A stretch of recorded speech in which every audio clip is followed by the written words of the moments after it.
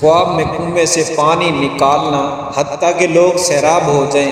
حضرت ابن عمر رضی اللہ تعالی عنہ سے روایت ہے، انہوں نے کہا کہ رسول اللہ صلی اللہ علیہ وسلم نے فرمایا، ایک دفعہ میں کنویں سے پانی نکال رہا تھا کہ اچانک میرے پاس ابو بکر صدیق رضی اللہ تعالی عنہ اور عمر فاروق رضی اللہ تعالی عنہ آئے، اور پھر ابو بکر نے ڈول مجھ سے لے لیا اور ایک یا دو ڈول پانی نکالا۔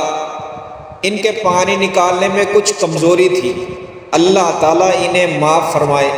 اس کے بعد عمر فاروق رضی اللہ تعالی عنہ نے وہ ڈول لے لیا۔ انہوں نے ابو بکر کے ہاتھ سے ڈول لیا تو اس کے ہاتھ میں وہ ڈول بڑا ہو گیا۔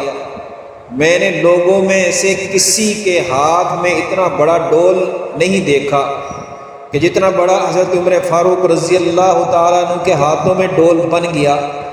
میں نے لوگوں میں کسی ماہر کو نہیں دیکھا جو عمر فاروق رضی اللہ تعالیٰ عنہ کی طرح پانی کھینچتا ہو، یہاں تک کہ لوگوں کے اونٹوں کے پینے کے لیے پانی سے حوض بھر گئے۔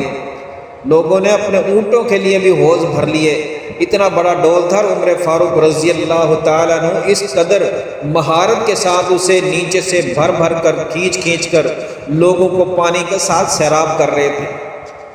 اب اس حدیث میں رسول اللہ صلی اللہ علیہ وسلم کا ایک خواب بیان ہوا ہے کہ رسول اللہ صلی اللہ علیہ وسلم کا خواب وہی ہوتا ہے، اس کی تعبیر خلافت و امارت کا عمل ہے۔ پانی نکالنا لوگوں کے لیے اجتماعی خدمات سر انجام دینا ہے۔ خلافت کا عمل حضرت ابو بکر صدیق رضی اللہ تعالی عنہ نے 3 سال کیا۔